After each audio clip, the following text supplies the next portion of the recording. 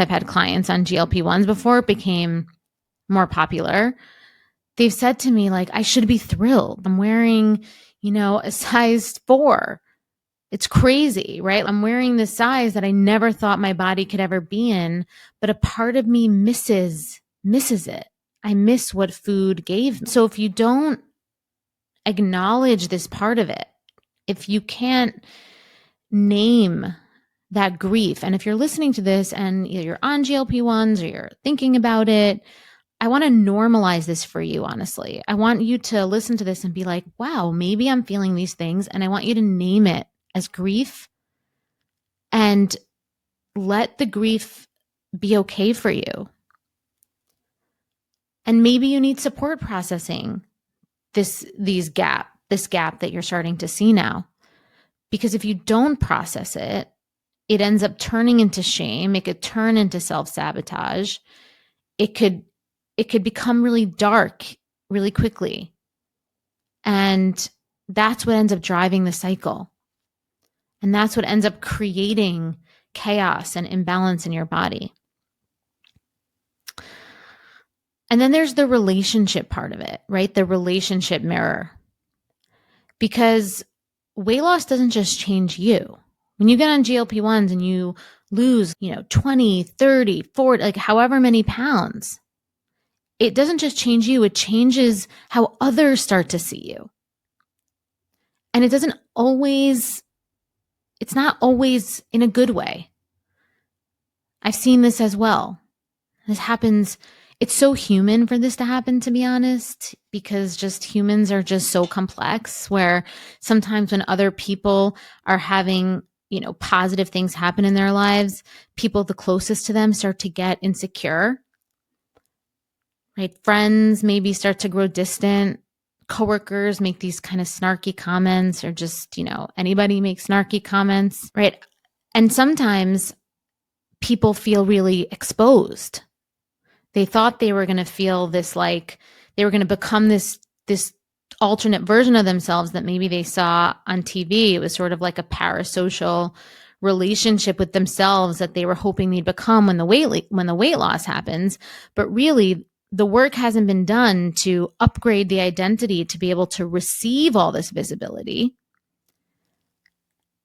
And it feels really dangerous. And it doesn't always feel free. It doesn't always feel, wow, this idea that you had about how your personality was all of a sudden going to change once you lost weight. Because weight loss doesn't change our personalities. And I think that that's an important thing to understand. Right? But weight loss could sometimes feel like vulnerability, especially when it comes really fast. It can feel really dangerous to us, to our nervous systems.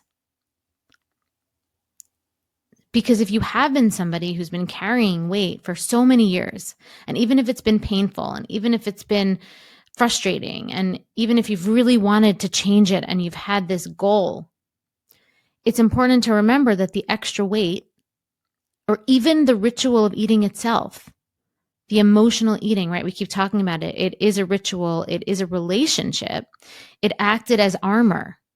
And without it, the world feels really sharp. It feels really sharp because the weight and the eating softened the world for us, right? It created like this bubble, this protection,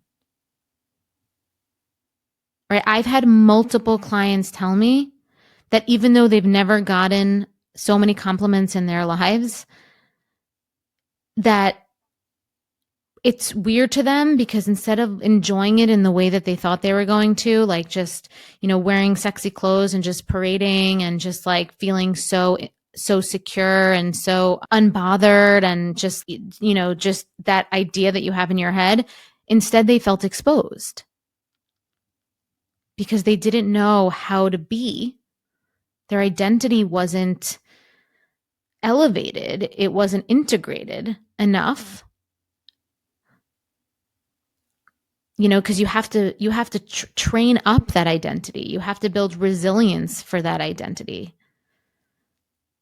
They didn't know how to be this visible without their weight or their food to hide behind. And I feel like it's really important to recognize that when you suppress your appetite and when you lose weight, oftentimes your emotional triggers and some of the deep-rooted beliefs about yourself and even parts of your personality that maybe you haven't even known about yourself become more obvious. And sometimes having that clarity is really confronting, can be really confronting. And so it's really important that we close the gap and create an emotional alignment in our lives, especially if you are going to embark on a GLP-1 journey.